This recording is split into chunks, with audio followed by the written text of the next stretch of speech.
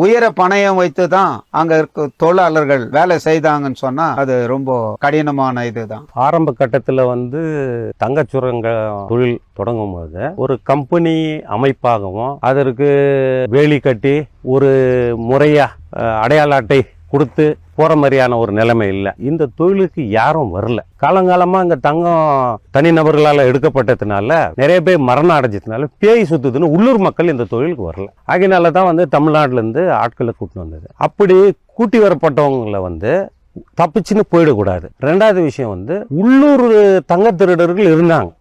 இது மாதிரி செய்யும் போது இரவுல வாரிட்டு போயிடுறது. அதை தடுக்கிறதுக்காக இவங்களுக்கு கையில் ஒரு பட்டி கொடுத்துருக்காங்க. அது பட்டி வேலைக்கு போயிட்டு வந்துட்டா கூட பட்டி எப்பயுமே பர்மனெண்ட்டாக இருக்கணும், கட்டி வைக்கிற மாதிரி இல்லை. காரணம் என்னன்னா இவங்க தப்பிச்சுன்னு போயிடக்கூடாது, வெளியாட்களும் உள்ள வரக்கூடாதுன்னு. பட் மக்களுக்கு அது என்ன ஆச்சுனாக்கா, இது என்ன நாங்கள் என்ன அடிமையா இப்போ பட்டி போட்டு வச்சிருக்குதுன்ட்டு போராட்டம் பண்ணி வேலைக்கு போகாமல் அவங்க அங்கேயே கஞ்சி காய்ச்சி குடிச்சுன்னு அந்த பிரிட்டிஷ்காரங்க கொடுக்குற சாப்பாடையும் சாப்பிடாம அவங்க தொடர்ந்து போராட்டம் பண்ண பின்னால் அந்த பட்டி எடுக்கப்பட்டது.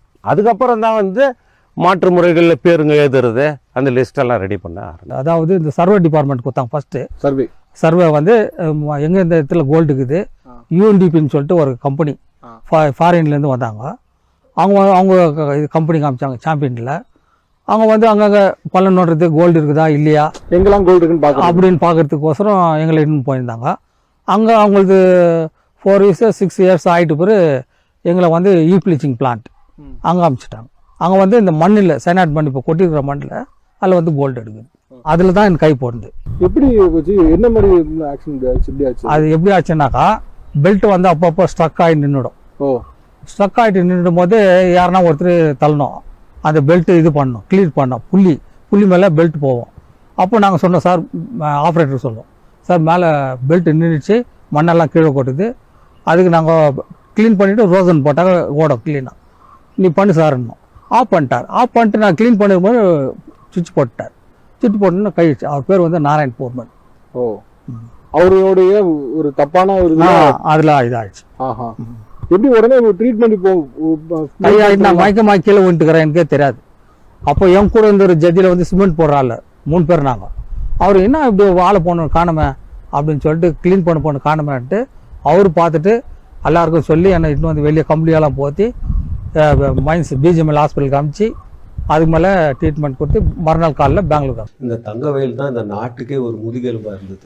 இந்த தங்கவயல் தான் இந்த நாட்டினுடைய பொருளாதாரத்தை நிர்ணயிச்சுது. இந்த தங்கவயல் இல்லைன்னு சொன்னா எத்தனையோ இதுங்க ஃபேக்டரிங்க வந்திருக்காங்க, பெரிய தொழிற்சாலை. வேர்ல்டு பேங்க்ல கடன் எல்லாம் வாங்கும் போது இந்த தங்க சுரங்கத்தை தான் காமிச்சு வாங்கினாங்க, அடமானம் வச்ச மாதிரி வாங்கினாங்க. அதாவது நிறைய இண்டஸ்ட்ரீஸ் இந்த தங்கவயல்னால இந்த தங்கவயலை காமிச்சு இந்திய அரசாங்கம் வாங்குச்சு. ஆனா லேட்ரான் அரசாங்கம்லாம் இதுக்கு விரோத செயலில் தான் போனாங்களே தவிர, தமிழர்கள் இங்கே வாழ்றாங்க, அதுலேயும் தமிழர்கள்ல பறையர்கள் அதிகமாக வாழ்றாங்க, இவங்களை டிஸ்பேண்ட் பண்ணுன்ற ஒரு எண்ணத்தோட, ஒரு குறுகிய எண்ணத்தோட அவங்க என்ன பண்றாங்கன்னா இதுக்கு இம்பார்ட்டன்ஸ் கொடுக்கறது இல்லை.